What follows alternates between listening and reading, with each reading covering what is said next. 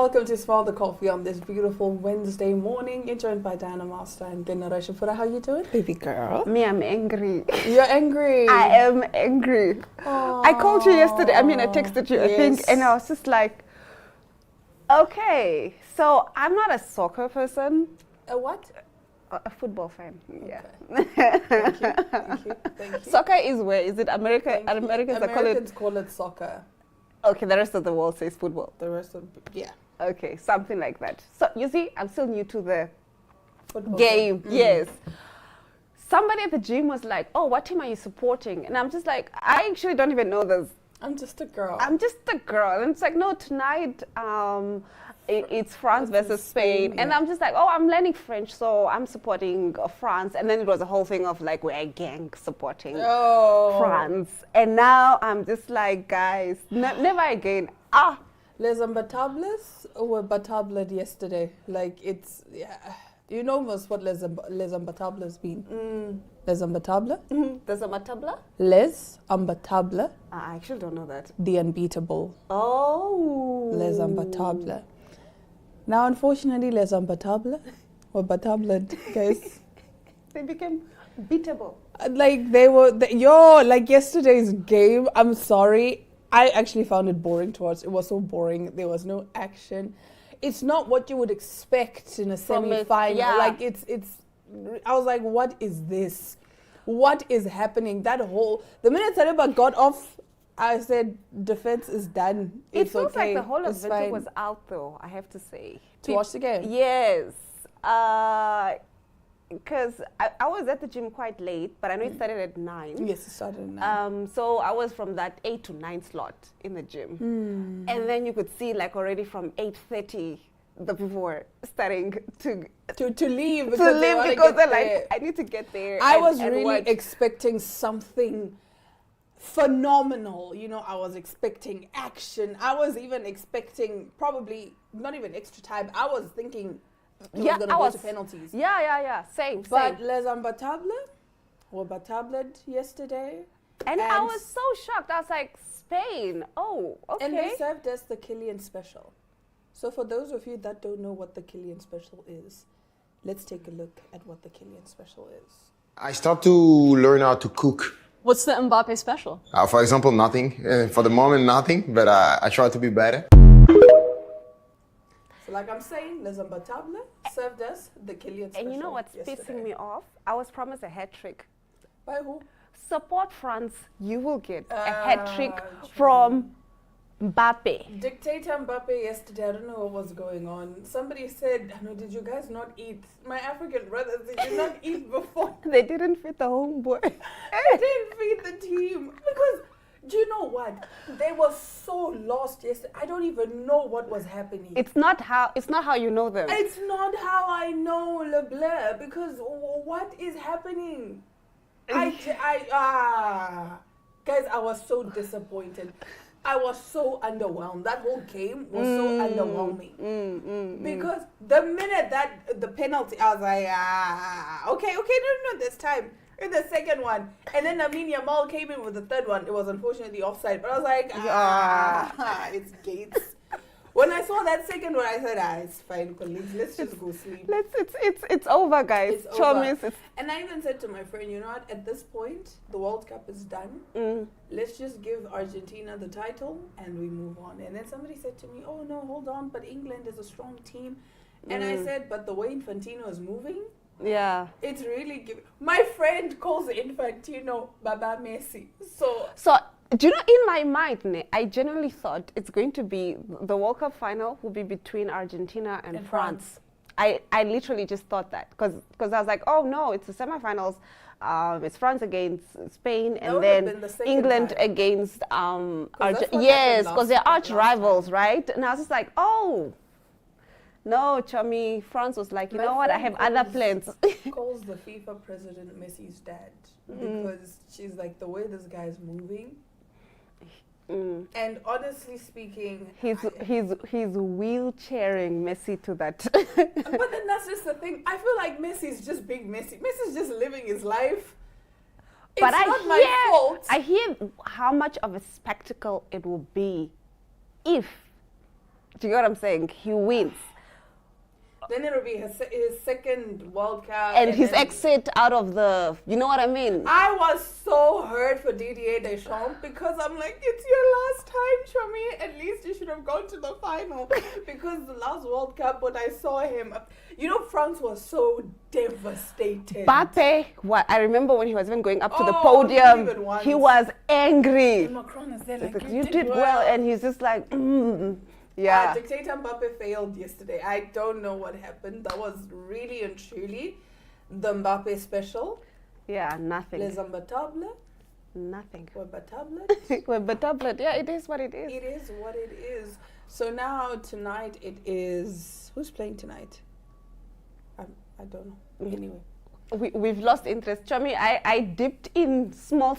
And into- then the minute France lost, you said, I was I'm like, out. I'm out. I was never really into this I'm little, just waiting for yeah. the final now. I'm honestly just waiting for the final. I'm like, Yes. you know what? Because before France, I was there by nowhere. I'm like, oh, because you know, Haaland. Guys, my For You page is just full of Haaland. That song haunts me in my sleep. But apparently he's such a good sport about everybody. Haaland- Like, that's what I saw with the memes. I'm not so sure if Haaland it's is an true. interesting character. Yeah. In general. As a person, Haaland is so interesting. But anyway, we're waiting for the final. We're going to see what happens. We're going to see if Messi's dad does the thing that needs to be done. We need to see what's going to happen. I really wasn't rooting for Spain because of Lamine Yamal. Don't get me wrong, I like him, but apparently, allegedly, he is very cocky, very arrogant. And I said, as an 18-year-old who's achieved what Lamine Yamal has achieved, I feel like I'd be cocky and confident too. So now imagine if he wins the World Cup. It's Gates. It's Gates. He will be uncontrollable. Untouchable. He'd be there like, it's me. I'm imbattable. Me on my own. Yeah. But anyway, let's take a look at some of our memes, and then we will, of course, get into our top stories. When you offer to pay and he actually let you pay, oh God, it was just a gesture. It's been 2 days and I still haven't recovered. I was getting over it. I promise I was. Then my bank notified me that they just processed the entire payment, like it cleared. It went through. It went through. And that's why I don't make such jokes. Do you see her tears? I don't make such jokes. The minute that bill comes, I'm like, You dug. the minute the bill is coming, I'm like, whoop! Not me. Not me. I won't even make that joke of, oh, maybe we can go 50. No, Chami. No. It's all you. Let me take this one. It's all you. Let me take this one. Let me take this one. The minute I see that bill coming, I'm like, whoop. Could never be me. Phew. Because that's the thing. The minute you make that joke, Yeah. I told you about the time that Yeah. I got something. And, you don't want to be too eager to accept it. Yeah. So immediately, because I was like, no. And I'm like, What am I doing? What am I doing? Because if he then This says, is the- okay, it's cool. Then what? You're like, if you must, Oh, if you fuck, insist, If you insist. yeah, come on. That time I'm already grabbing it. I'm Yeah, like, you already. If you insist, with this homeboy that pays the fuel for my car. On our first date, because it was so not planned, right? Yeah. So we were out, and then he just realized he had forgotten his wallet. The phone is dying, and mind you, that time we were having whiskeys, right?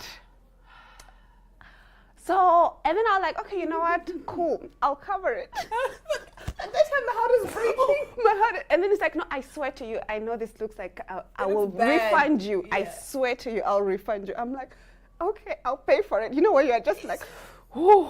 And then the next day you are sitting waiting for that notification. And you can't look too eager as well. You can't be like, hi, so what time are you sending that? Yes. You just have to be quiet. And just And then he said, I think a little bit more than what I had spent. I was like, oh, Because, you know, and it was that where it's like middle of the month.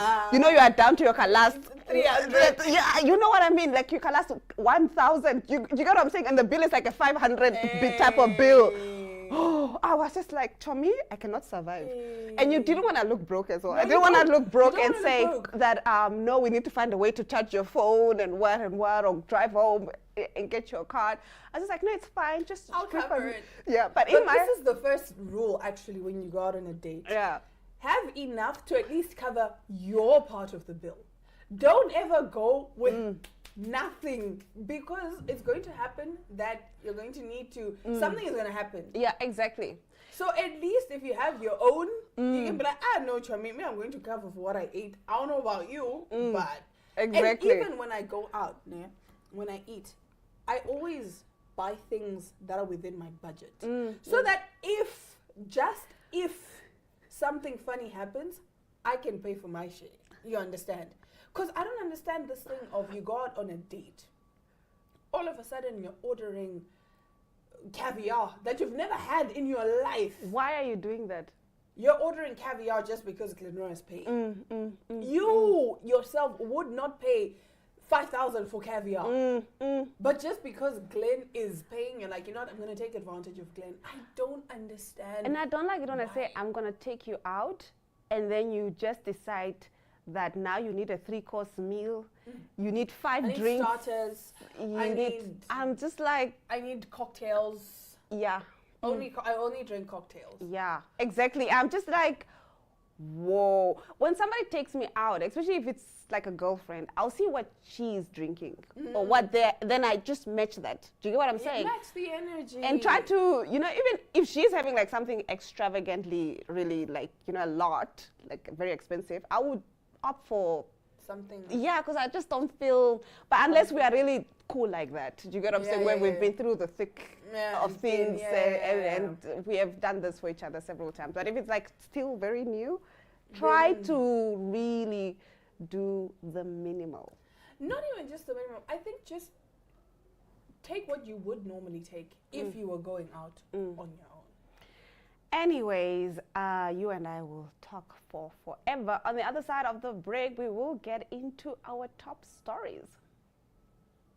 Namibia is a land of movement, with waves that never stop reaching forward.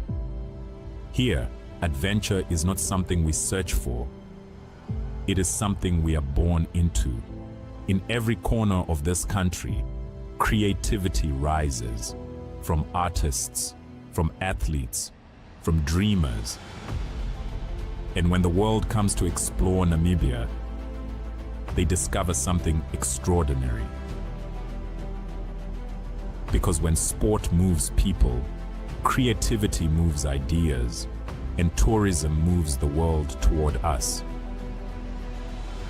Something powerful happens. A platform where movement meets imagination, where industries connect, where opportunity grows, where Namibia's next chapter begins. Welcome to the Creative Sport Tourism Expo. Exhibit, partner, experience. Creative Sport Tourism.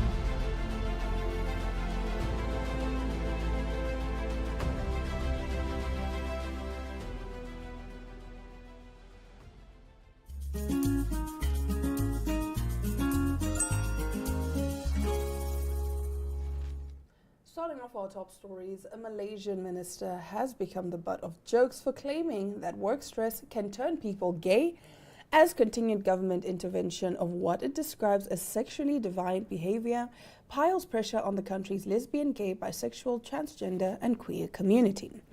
The enforcement spotlight fell on Malaysia's sexual minorities 2 weeks ago after religious authorities and police acted on complaints from a sultan and Islamist politicians that a camping retreat was promoting the LGBTQ lifestyle. The community came under fresh scrutiny when Religious Affairs Minister Zulkifli Hassan said on Tuesday that work stress was among several factors, allegedly pushing people into sexual orientations that were not strictly heterosexual. Societal influence, sexual experiences, work stress, and other factors come under this category of possible causes, Zulkifli said in a written parliamentary reply to a question by City Zaila Mod Yusuf, a lawmaker with the opposition Islamist party PAS. Citing a 2017 study by Suleiman et al., the minister said the combination of such elements can contribute to the increase in LGBT acts. The blowback on Malaysia's raucous social media was swift. Posts on Zulkifli's statement drew thousands of comments, with many taking the opportunity to poke fun at the minister while questioning the logic behind his assumptions. By this logic, I'm genuinely shocked my entire office isn't gay by now, read a comment by social media user Muaz Zam. Others made their own correlations between Zulkifli's statement and the performance of elected representatives in Malaysia's 222-seat parliament. In other words, they never work hard in the parliament, read one comment. LGBTQ rights advocates, however, say the government's ridiculous position also points to a more worrying trend of state-sanctioned repression of the community, especially if it starts citing unverified sources that stigmatize sexual minorities. This misinformation reinforces the assumption that LGBT people's sexual orientation and gender identity can be corrected, changed, or are not real or as valid as cisgender heterosexual identities, Tilaga Solathire of LGBTQ rights group Justice for Sisters told This Week in Asia. I just want to know that logic. Whoa. Work stress can turn you gay, according to the Malaysian Minister of Religious Affairs. Have you seen that meme of the equations? Have you Well, seen that? they're like, what's the correlation? Yes, How? exactly. I need him to do like a whole PowerPoint presentation. And explain. This is how I reached this conclusion. I'm just trying to. But let's look at the motive. What is his motive here? So he's saying people should not have work stress or else they'll turn gay. No, he's basically saying the reason they are gay people is because of work stress. of work stress. And That's basically what he's. I assume that's what he's saying, because it's coming from a. It's coming from a homophobic I see perspective where it's like, I blame the work stress. It's because of the work stress. I've seen a lot of things. No, I've seen it all now. I've seen it all now. Yeah. Wow. Yeah. So that is his logic. So be careful, guys. If you're scared of becoming gay, don't get work stress. Guys, this is why I say soft life is the solution. Do you know the Being one thing Delulu is the Salulu? Do you know one thing that tripped me up was when I found out that there's stress-induced schizophrenia. Yeah, actually, some of this mental. I think we were talking about it the other day. I'm sorry, but Yes. the first time I heard that, I laughed. No, it's right? true. Because I was like, I'm sorry. So someone can stress you so much to the point that you're schizophrenic. I thought that was made up. I even laughed and I said to my sister, nah, because it was about a K-pop idol or someone in the Korean industry that got stress-induced schizophrenia.